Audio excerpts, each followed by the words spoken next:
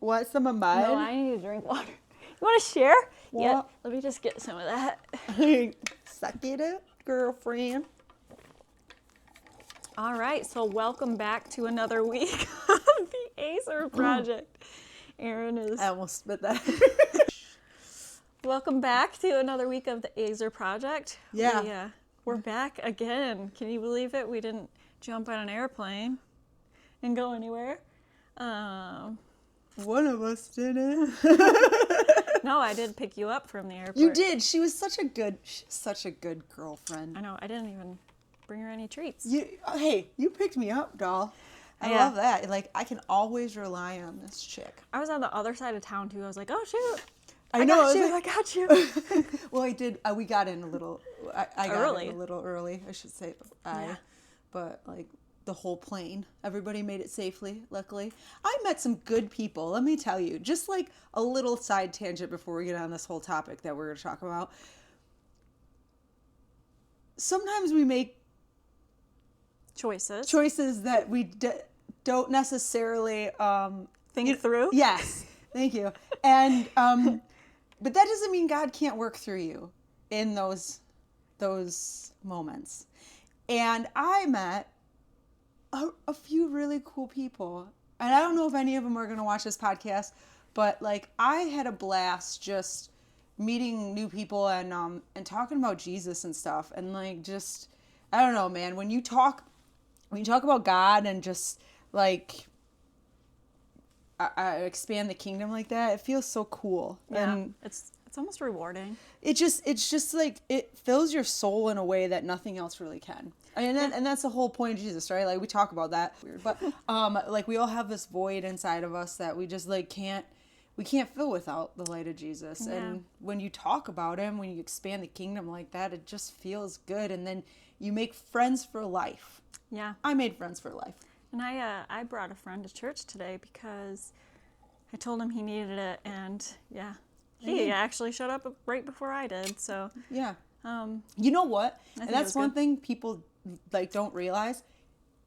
Invite people to church because Yeah. a lot of times they'll say yes. Yeah. And then they say yes, you know? I mean, I invited Sherry, Naomi, like I invited them to my church to our church a long time ago. I am an inviter. I will invite you to church. Everybody, all you guys, you're invited Izzy. to church. Yeah. Oh yeah. Izzy, like I invite a lot of people to church. I would invite her. I think a lot of the times it's intimidating, or you just don't know where to go when Yeah. there's so many churches. Like you live in a city like this, there's so many churches. Yeah. And there's so many good churches too, really. I wouldn't have even known where to start. Right. So anyway, getting on that tangent, we're going to jump to a whole different subject. Yeah, this topic came about on the way to the airport. Yeah, it kind of did. We've wanted to talk about it. We did, but like, yeah, we both had like reasons for this. But okay, so we want to talk about objectification, like objectifying other people, right? So like men objectifying women and even women objectifying men. But like, let's just be honest here. The majority of objectification really comes in the form of men objectifying women. Yes. You know, and I'm not saying that women don't do that. I mean, come on. You know how many times I see a hot police officer and I'm like, Yeah. dang. On that. Bad, Erin, bad. On that, though, women, when they do say, I think you see it more often when it's a group of women and they're drinking at a bar and they think it's okay to like touch a man and talk about the man and catcall. And they think that because they're a woman, they can get away with that behavior. But if a man did that to a woman, Oh, yeah, it'd be a big deal. it'd be a huge deal. Yeah. A group of men could not go up to a woman and touch her and and catcall her. Oh, yeah, that would be... Because everybody would lose their minds. Yeah. So That's a good point. why should it be okay for women to do that to men? Right.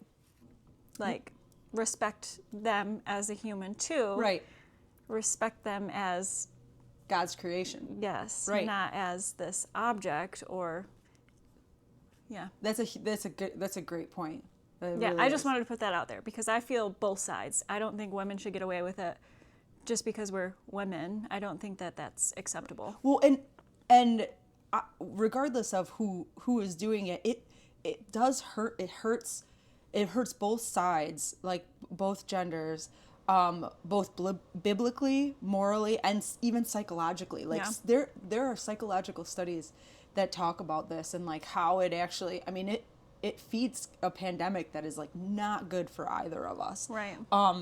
And so like biblically, you know, we talk about how God created mankind, you know, in his image. And when you objectify the other sex, right, it stops the ability for you to actually see them as a person, and like it changes them into an object. Yeah. You know, it loses. They're just a body at that point. Right. Just It something to look at. Totally shuts down the true value of a human being when you do stuff like that. So, okay, objectification. We should probably, you know, when we talk about objectification.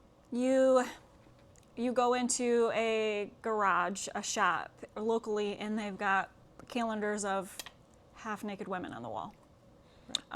You go into a bar and they've got posters of half-naked women in the bathroom, which I did go to one up north, and they do the same thing in both men and women's bathrooms, because if men can do it, why can't women do it type thing.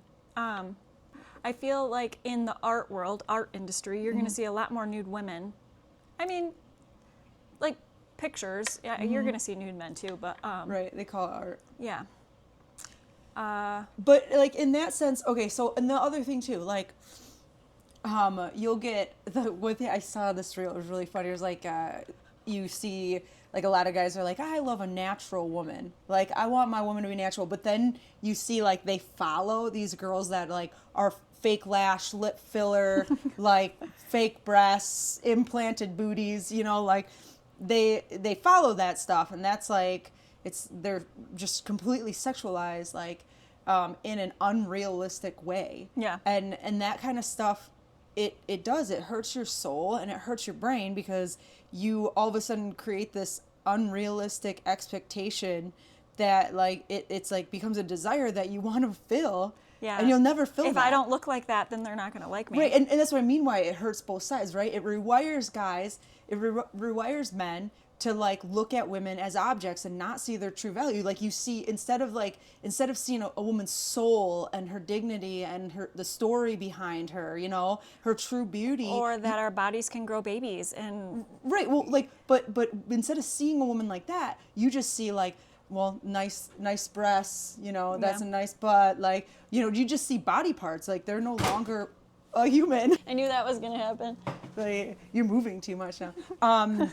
And then in that regard, then you create this self-objectification in women where they are like, they feel like they have to look a certain way to be beautiful. They might get an eating disorder. They might, you know, start. Well, they'll get body dysmorphia. They'll get eating disorders. They'll have anxiety. They'll have depression. They won't feel good enough. Think about how, I mean, like, I've been there. Like, I mean, shoot, I have horrible body dysmorphia. I've had an ex in my 20s tell me that I needed to gain weight so my pants were tighter. You know? Well, how does that make me feel? Like, as a new mom, I mean, my son was just a baby. Yeah. And I'm like, I'm just trying to make sure this human stays alive, and I'm working 2 jobs, like, Yeah. and then to hear that, it's like, Right. So that kind of stuff really hurts both sides. And, you know, I wanted to reference Matthew when Jesus talks about, like, looking at a woman lustfully is adultery in the heart. So, like, he warns of this because, you know, you start to lose the value of what a woman is, right? And then it becomes like a possession, or like a possession of the imagination. Like when you start to objectify, it like hurts your ability to love someone, like to truly love someone, or the who they ability to are. even love, you know, completely. right. Because again, you're taking the dignity away from somebody. You're dehumanizing them when you objectify them like that.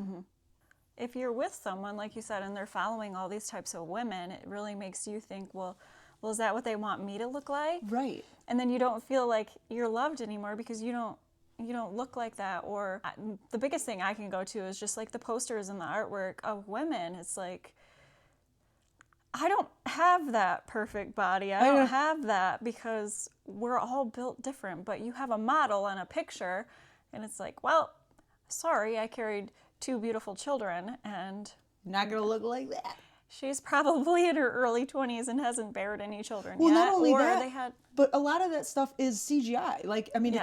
it's not even real. Like, it's all AI, or like they're airbrushed with tons of makeup. I mean, like, they don't even actually naturally look like that. And that's the crazy thing. would it be normal if someone walked into my home and I had half-naked men on my wall? Well, it's still know?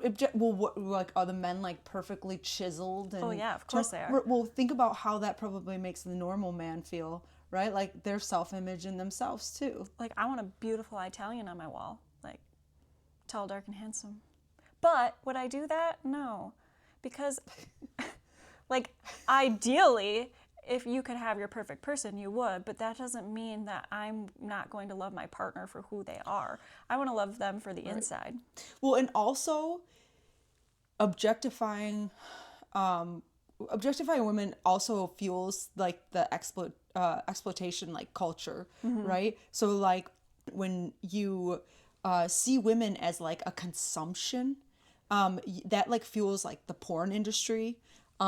It makes like it like turns like casual sex and stuff into like Meaningless. but like also acceptable, right? Yeah. Like it's acceptable to just use this woman because she's not who she's not the image of God. She's not, she doesn't have any true value. She's just a tool for me to use to get my own desires, And that's why you hear about people going on business trips and cheating on their spouse. Right. And like manipulation becomes like it's like it becomes a strategic thing that you have to do in order to feed this this brain reset, this, I want to say it so bad, this objectification Tardation. Objectification tardation. So it like by objectifying, by constantly objectifying women or even objectifying men, you train your consciousness to like detach your desire from like your responsibility, right? Like, and you'll do things like cheat on your wife. Yeah. Or your cheat husband. on your husband, right? They're not fulfilling you at home, so you're on a business trip and you're going to go find it from someone who gets money to do it or whatever. You pay them to do it. Right. And when you do, yeah, go ahead.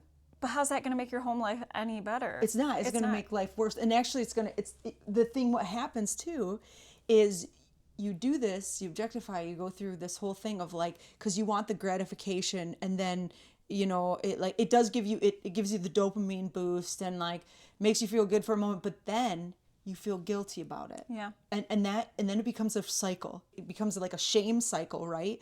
And it becomes an impulse that you just like can't stop because you literally, it becomes like an addiction. Well, I already did it once. I might as well do it twice. Well, and I don't even think it's that. I mean, maybe it is, I mean, maybe it's, well, I'm a bad person, so I might as well continue doing it. Or it could just be like, it's like wanting that, you're trying to fill a void, just like everything else in the world, right? Some of us fill our voids with drugs. Some of us fill the voids with like different things. I mean,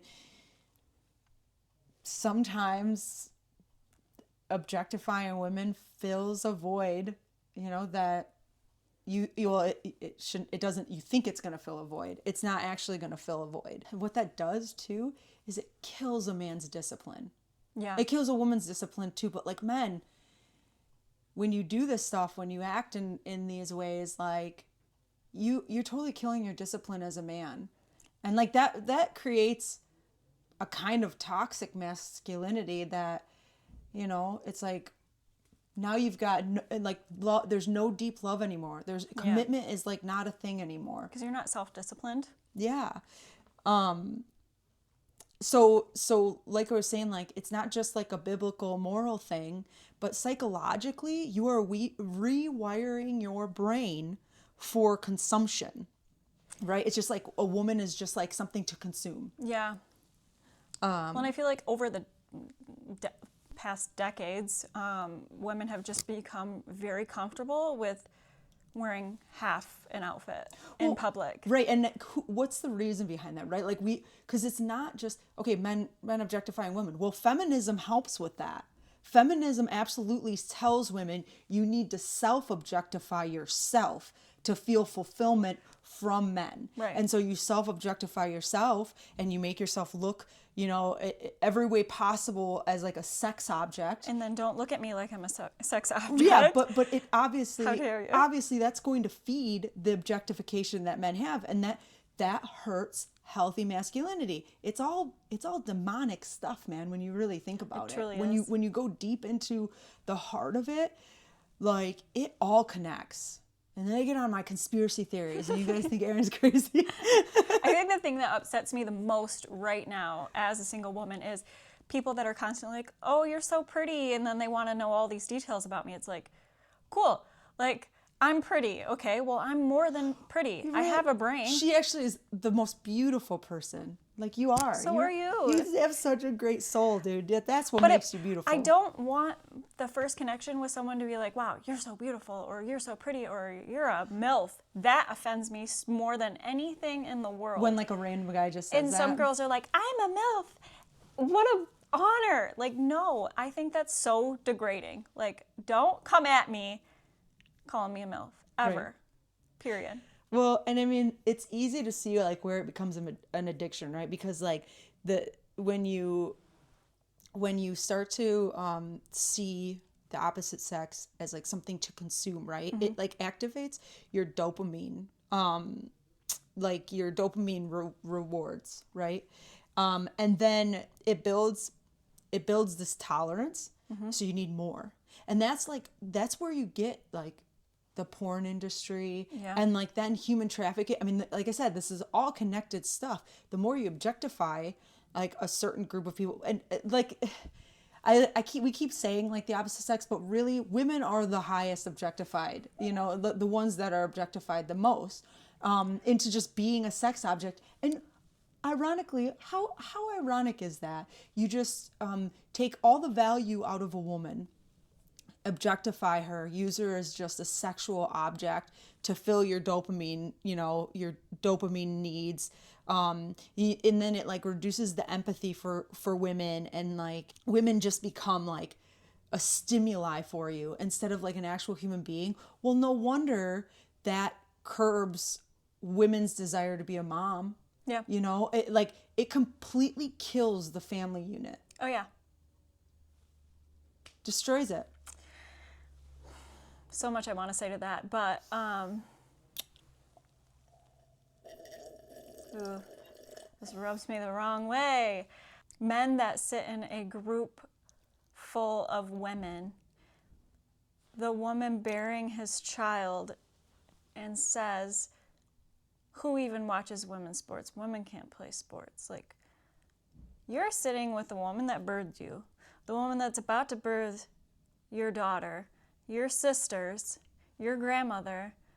And you're demeaning to women. Yeah. What does that say about you, though? Well, exactly. Because, again, that kind of action kills a man's discipline. And oh my gosh, that's the sad thing too, because a man with discipline is I mean, like, that's a dangerous man. I mean, in a good way. Yeah. A man who can have self-discipline in that regard, has the discipline to lead correctly, to love correctly. But usually they're following God. Well, right. I mean, in all honesty, you need to follow God if you're going to be a strong man. Mm-hmm.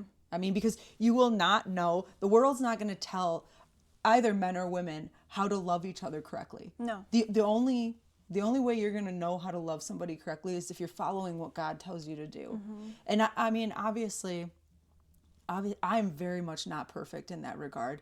I have a lot of issues that I struggle with. We all struggle with them, but if we can just keep going back to God with it, and like realizing that like, hey, I know I'm struggling here, God, and like searching for his answers. I mean, that's all we can do, right? I mean, and then just surrounding ourselves with the people who are not going to feed like the desires of like objectifying or like porn or stuff like that. I mean, because at the end of the day, all that does to both sides is like, I mean, one, women, they lose their self-worth, they become depressed and anxiety filled, and like, that doesn't help anyone. I mean, especially when they're trying to seek validation in relationships and stuff, they'll never get it. They'll never feel. But then also on the other side of things, like when you are the objectifier, because you have a soul, because you are made in the image of God, you are going to have a guilt with that. Maybe you don't think you feel it, but you're going to see your actions and like how you go about life. I mean, being in that objectifying mindset, it's totally going to steer your relationships with people, right? And it's not going to be healthy. No. You're never going to have a healthy relationship with somebody because you can't see the true value in a woman. You'll never be able to love her right. No. Ever. And I can just replace that one. That one didn't want to listen to me. That one didn't like me or whatever. Right, because you never had value for her in the first place. They started getting emotional, so next. And then it's like, well, I can get whatever I want because I am the best. And just women are disposable at that point. Right, and it like... But you're left unfulfilled and lonely. Well, then, like, like eroding like genuine intimacy. Women are not they don't feel emotionally safe. Like there's no, like you can't be vulnerable. There's no mutual honor there. I mean, it blocks all of it. It becomes like what's prioritized is like a fantasy, like the performance and the control, right? Because like at the end of the day, like objectifying is a form of control over your imagination. Yeah. And it's like your imagination is just not, it's not reality. And it also teaches that like it distorts masculinity into dominance, and it teaches boys that it's okay to pursue a conquest while also teaching girls that their value is only in their image. Yeah, only in your body. Right. Your like that is your value, And is men how are- you look. Yeah, and men are usually more sexually aggressive and Well, yeah. And then like it weakens the marriage, like obviously it weakens marriage bonds, and it fuels the trafficking industries. Yeah. Because it fuels pornography. And I'm telling you right now, stuff like Pornhub and stuff like that, there is a ton of human trafficking on those sites. I mean, that's the reality of the situation. And how many of us, as I mean, how many people truly look how many people are against human trafficking, and yet there's a ton of people that are stuck in sexual sin and stuck in like this objectifying. It's a sad thing. The thing that I think people need to remember is like our desires for like sexual intimacy and stuff like that, like that's natural. That's not evil. It's Right. just that what was meant to be like a covenant and like something good under God is being misdirected by evil. And like we get consumed in the world. The world is really good at manipulating us, right? And like we are flesh, and the desires of the flesh like can really distort what God intended as for good. And so I think that if we understand that, like, obviously attraction is natural. I mean, like, it's natural to be like, wow, that guy's like really, really handsome, or that girl's really beautiful. I mean, that's not something that's bad. But when you start to like objectify the other person as like that, like as a piece of meat, yeah. That's where you get into like a problem, like I said, biblically, morally, and psychologically. I'm just gonna go to the bar, have a few, tie one on, and Right. take this girl home. And, like I said, a disciplined man is a very, very powerful man. And when you have like that discipline, it brings dignity back to women, and that creates, it's gonna create a better relationship. It's one of those things that it's done. I mean, everybody does it, really. Yeah. And it's become something that is just so normalized, through just advertising industry, feminism. I mean, men are attacked in that regard so much. And it's just important for us to just like take a step back and realize that, like, you know, we all need to be a little bit more disciplined in that, and like really focus on what God says is like the value of a woman and what is the value of a man, and like focus on that, focus on him, and just like start moving forward in that direction, you know, and like basically repent, you know, rebuke that shit. Put it on a shirt. Yeah, that's good. Yeah. So we love you guys. We love you. Hopefully this spoke to somebody. If you know somebody who could really use that, send it to them. And of course, as always, like, subscribe, share. Follow. Be my friend. Get us out there. So yeah, we love you.